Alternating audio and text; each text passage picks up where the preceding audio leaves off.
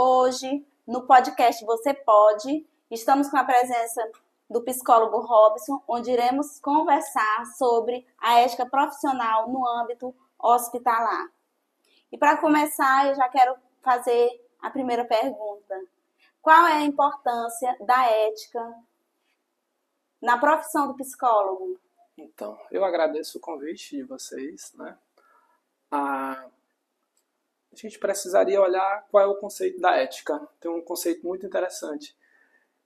Ética é a não obrigação para aquilo que é obrigado, né? Então, se eu passo 23 horas, 11 horas no sinal e o sinal está vermelho, se eu tiver ética, eu não vou ultrapassar o sinal, porque eu sei que é errado, né? No trabalho do psicólogo é do mesmo jeito, né? O psicólogo, a pauta do atendimento, da prática psicológica, ela é em cima da ética. Eu preciso ser ético em todos os lugares. Eu não consigo ser ético na minha profissão e deixar de ser ético na minha vida. Então, a ética, ela é apropriada, ela precisa ser apropriada do psicólogo, da pessoa do psicólogo. É inevitável uma psicologia sem uma ética, ou uma ética sem estar pautada na psicologia. Então, Robson, dentro do que você já falou, falando a respeito da ética profissional para nós, você poderia explicar um pouco a respeito da comunicação e ética em equipe? Muito bem. Então, nós estamos tratando de psicologia hospitalar, né? E da atuação desse psicólogo dentro do âmbito hospitalar.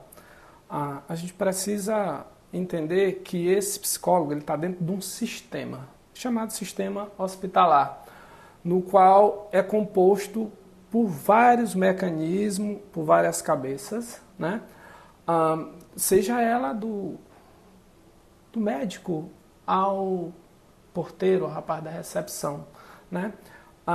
E a atuação nossa nessa relação com todos esses setores, com todos esses atores, ela precisa ser ética e precisa ter uma comunicação muito ética.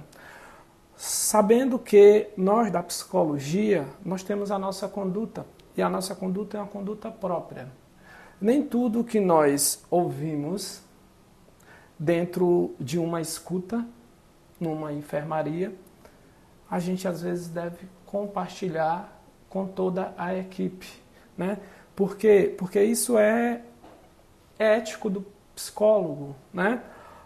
Nem tudo que o psicólogo escuta, mesmo dentro de um âmbito de vários profissionais, ele não pode contar para a equipe, porque está dentro também do nosso código de ética, né?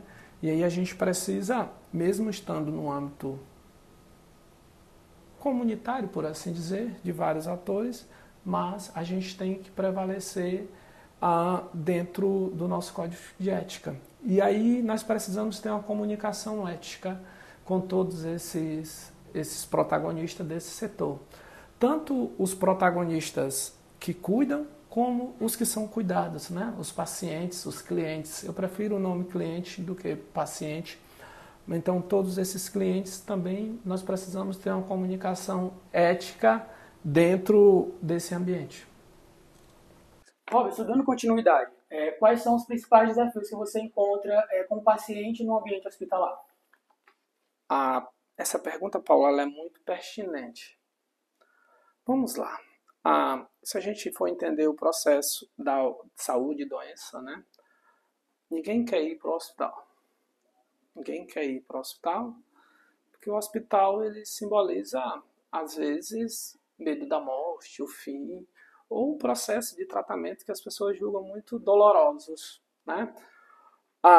Então, quando a gente recebe alguns pacientes que têm muita resistência a aderir ao tratamento, né? Ou mesmo a ficar esse período de internação lá, existem alguns pacientes que têm muita dificuldade, né? A gente precisa melhorar ainda mais a dedicação desses clientes. Por quê? Porque são pessoas muito resistentes ao tratamento. pessoas que adoeceram e eles adoeceram biologicamente, porém, psicologicamente eles já vieram adoecidos, né? Então, a pessoa desencadeia um processo de doença. Psicologicamente ele vai abalado pelo fato dele estar no hospital. Vamos pegar a nossa cultura. Geralmente nós passamos 10 anos, às vezes, sem fazer exames. Então, quando a pessoa se encontra numa situação hospitalar, internada, então ela já começa a ver que parece que é o começo do fim dela, né? Então, quando ela percebe isso, ela entra num processo de regressão muito grande, de revolta, né, com ela mesma, de indignação, barganhas demais, de lamentações, né, ou de arrependimentos. E o suporte psicológico ele é fundamental para essas pessoas. Enquanto isso é experiência própria nossa, desde o Covid, eu estou completando aí, daqui 2 meses eu completo 5 anos de hospital, então nós pegamos todas as fases do Covid.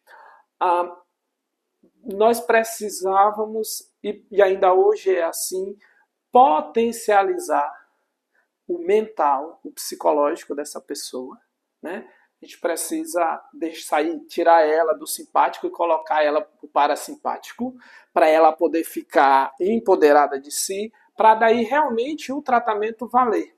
Então isso é um esforço psicológico da equipe de psicologia que precisa fazer. Qual é a máxima? Mente sã, corpo sã. Então primeiro a gente cuida do mental para depois cuidar do biológico. E precisa estar integrado. Comunicação entre as equipes é fundamental. Então, interação entre psicólogo, médico, enfermeiro, técnico de enfermagem, fisioterapeuta, nutricionista, assistente social, o paciente, que são os nossos clientes principais, os acompanhantes, os familiares durante as visitas. Nós precisamos estar sempre interligado e dialogando com todos esses atores com um único propósito, que é melhorar a condição da saúde mental daquele cliente enquanto ele ficar internado. Então essa é basicamente a nossa função. Certo, mas teve algum paciente que de certa forma mexeu muito contigo? Bom, a gente costuma dizer que casos mais mexem comigo do que pacientes, né? Ou clientes, né? Na época do Covid tiveram algumas situações que foram bem comoventes com todos nós, né? Eu vivi alguns dilemas pessoais aqui, porque eu sou filho da cidade, então um internado, um paciente que está lá com Covid e ele precisa ser entubado. E aí ele tem muita resistência, e aí chama o psicólogo, e às vezes aconteceu algumas vezes comigo isso. E eram pessoas que eu já conhecia há muito tempo. Então eu consegui convencer essa pessoa para ela abrir mão de ser entubada, porque ela é resistência da intubação. E aí um dia depois nós temos que participar da notícia do óbito, né? Então isso às vezes mexe um pouco, porque nós não somos super-homens, né? Nós somos seres humanos do mesmo jeito dos outros, né? Algumas pessoas acham que nós, por estar no hospital, somos acostumados a mexer com o processo de vida e de morte, a gente já acostumou e tudo. Tá, a gente se adaptou pelo ambiente, mas nós somos seres humanos, então nós somos suscetíveis a nos emocionar, a nos envolvermos com pessoas, porque ali são gente cuidando de gente. Eu estou naquela posição, naquele instante de cuidador, mas eu já estive na posição de ser cuidado, ou de ser cuidado por alguém que já está internado, né? Então é uma troca muito grande e a gente precisa fazer isso com uma amorosidade muito grande. Outra coisa que é fantástico, nós cuidamos sempre do amor de alguém. Aquela senhorinha que está com 70 anos, aquela senhorinha que está com 85 anos internada, ela só é uma cliente, uma paciente, mas ela não é só isso. Ela é o amor de alguém, ou ela é um amor de muitas pessoas. assim como eu tenho o amor de muitas pessoas. Então, eu vejo um neto se dedicando à vida com a avó lá. Eu também tenho uma avó. E a minha avó é o amor da minha vida, assim como eu sou para ela. Então, ter essa empatia, que é a capacidade de eu me colocar no lugar do outro, sentir ou reconhecer a dor que aquele outro está passando, dentro desse processo, também faz toda a diferença na excelência do atendimento, né? É isso. Bom, Robson, quais as intervenções que o psicólogo ele utiliza para tratar pacientes em crise suicida no contexto hospitalar? Muito bem, essa pergunta ela é interessantíssima. O que a gente acompanhava há muito tempos atrás, né? Algumas pessoas que ainda na perspectiva de um atendimento não humanizado, né? E isso é interessante. Tinha alguns profissionais, não falo aqui, mas na literatura a gente escuta muito relatos sobre isso, até mesmo no meu consultório, né, na parte clínica, que algumas pessoas em situação de risco ou de pensamento suicida ou de tentativa de suicídio não foi acolhido. Né? Por que não foi acolhido? Aí a gente volta a pensar nesse profissional que está 24 horas lutando para fazer as pessoas viverem. E aí aparece alguém que está vivo tentando se matar, né? Tirar a vida. E isso dá um embate muito grande. Né? Mas quando se muda a perspectiva do atendimento humanizado, né? Dentro de uma proposta humanista, né? No qual enxerga, vê, ou o cliente, ou o paciente, ou o usuário do serviço, não importa o nome, o que importa é a pessoa que a gente está fazendo, tá? Prestando o atendimento, enxerga esse pessoal como um todo, esse cliente como um todo. Né? Alguém que chega a pensar em suicídio ou em cometer suicídio, ele já deu várias respostas e ele já pediu ajuda de várias vezes. Inclusive, a tentativa de suicídio é uma maneira de pedir ajuda. Socorro. Né? Tá. Então, essa pessoa está passando por um sofrimento.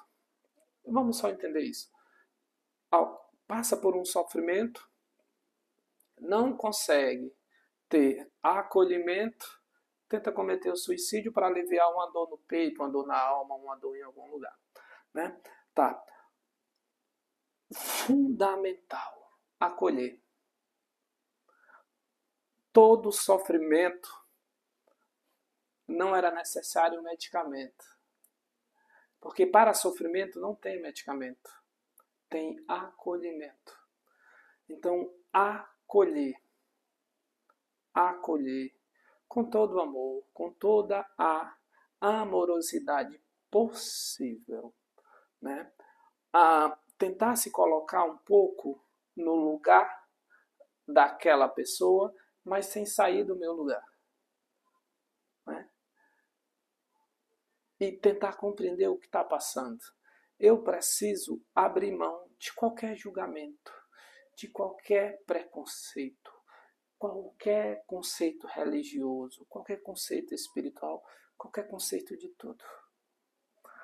O Lacan diz uma coisa muito interessante, eu não vou conseguir dizer com todas as palavras do Lacan, porque foi o Lacan que disse, mas ele diz mais ou menos isso. Conheça todas as ciências, domine todas as tecnologias, né? Aprenda tudo isso e muito mais, mas quando você tocar uma alma humana, seja apenas outra alma humana. Então, dentro do ambiente hospitalar, se referindo a suicídio ou a pessoas com tentativa de suicídio, é preciso ter um acolhimento muito grande dessa pessoa, um acolhimento amoroso. Porque quando essa pessoa se sente acolhido, ela passa a ter confiança em você. Trate um animal diferente que ele vai ter repulsa. Trate um animal com carinho, com acolhimento, que ele vai ficar próximo de você e conquistar. É isso que tem que ser feito dentro do âmbito hospitalar como a pergunta, mas no modo geral, né? Nunca julgar. Perguntar o que eu posso fazer por você, o que eu posso lhe ajudar. Se ele disser nada que é interessante, você não pode fazer nada. Mas tudo bem. Então eu vou ficar bem aqui do seu lado sem fazer nada. E ele já vai se sentir acolhido. Isso seria a rede de apoio. Bom, esse é o psicólogo acolhendo no âmbito hospitalar. Só que a gente sabe que o âmbito hospitalar não é o âmbito para tratar esses casos. Isso. Então, a partir daí, o que o psicólogo sabe? Tem uma terminologia chamada RAPS, né? Que é a Rede de Apoio Psicossocial. Então, o psicólogo começa, porque isso faz parte da atividade do psicólogo dentro do âmbito hospitalar, fazer encaminhamentos. Então, o psicólogo pode encaminhar para o CAPS, para o CRAS, para o psiquiatra. Então, o psicólogo atende, acolhe e aí direciona para servir de um apoio psicológico, psiquiátrico, às vezes psicossocial, né, que aí entra a parte do serviço de ação da assistência social com o CRAS ou o CREAS, dependendo, né, o apoio da família. Bom, a gente inclui todos esses atores, que é fundamental. Outra coisa, nós não somos super-heróis. Então, reconhecer que a gente é só um componente desse grupo faz toda a diferença. Eu faço a minha parte, o outro faz a outra, para a gente dar um suporte sempre para essa pessoa. Né? Isso mesmo. Bom, nós queremos agradecer ao psicólogo Robson por ter nos atendido, né? Nós, acadêmicos do curso de Psicologia da instituição FEMAF, nós estamos muito agradecidos pela sua participação. Eu quero agradecer pelo convite e fazer um elogio por essa iniciativa. Um dos grandes questionamentos é justamente trabalhar a ética dentro de todo o âmbito. Eu costumo até brincar que às vezes o pessoal passa 5 anos aprendendo como fazer e aí nos 6 primeiros meses esqueceu tudo quando terminou o curso. Como se não fosse obrigado, né? E não é obrigado. Eu preciso saber para ter essa consciência. Então, parabenizar vocês por essa iniciativa, ao professor da disciplina também, né, por instigar vocês a fazer isso, por essa iniciativa. E eu me coloco à disposição sempre que for possível. Obrigado. Muito obrigada.